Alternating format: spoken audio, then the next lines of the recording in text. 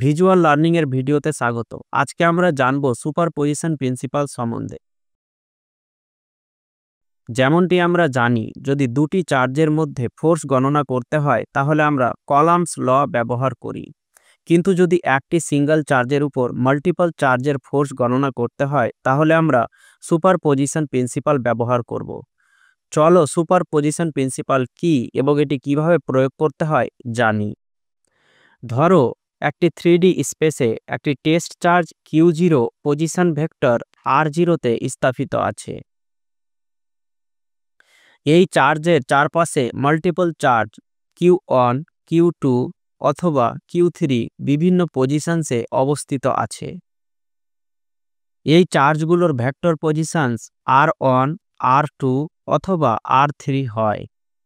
এখন যেহেতু আমরা জানি প্রতিটি চার্জ অন্য চার্জের উপর ফোর্স প্রয়োগ করে, সুতরাং এই তিনটি চার্জের কারণে Q0 এর ওপর ফোর্স পড়বে, যা আমরা ফোর্স ভেক্টরস দিয়ে প্রকাশ করতে পারি। মনে রাখবে যে ফোর্স ভেক্টর এর প্রথম ডিজিট প্রাইমারি চার্জকে বোঝায়, অর্থাৎ যেটির উপর ফোর্স পড়ছে, আর দ্বিতীয় ডিজিট সেকেন্ডারি চার্জকে বোঝায়, অর্থাৎ যে চার্জ ফোর্স প্রয়োগ করছে।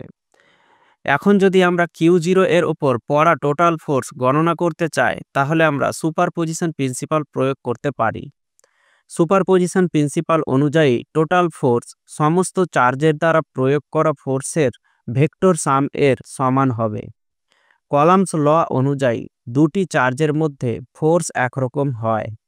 আমরা এটি ভেক্টর ফর্মে এইভাবে প্রকাশ করতে পারি। যদি এই তিনটি চার্জের ইন্ডিভিজুয়াল ফোর্স গণনা করা হয় তাহলে আমরা এই ইকুয়েশন পাই। এখন আমরা এই ফোর্স ভ্যালুসগুলোকে সুপারপজিশনের ফর্মুলাতে বসাতে পারি। ইকুয়েশনের কমন ফ্যাক্টর সহজ করলে আমরা এই ধরনের ইকুয়েশন পাই। যদি এই ফর্মুলাকে n নাম্বার অফ চার্জের জন্য প্রয়োগ করা হয় তাহলে আমরা এটি এইভাবে প্রকাশ করতে পারি। ভিডিওটি শেষ পর্যন্ত দেখার জন্য ধন্যবাদ। ভালো লাগলে অবশ্যই চ্যানেলটি সাবস্ক্রাইব করবে এবং ভিডিওটি লাইক করে শেয়ার করবে। তোমাদের গুরুত্বপূর্ণ ফিডব্যাক অবশ্যই দেবে। এই ভিডিওগুলো করাতে আমাদের অনেক অর্থ এবং পরিশ্রম লাগে, সুতরাং অবশ্যই সাবস্ক্রাইব করে আমাদের পাশে থাকবে এবং অবশ্যই আমাদের মেম্বারশিপ নেওয়ার জন্য জয়েন বাটনে ক্লিক করে আমাদের মেম্বারশিপ নিতে পারবে।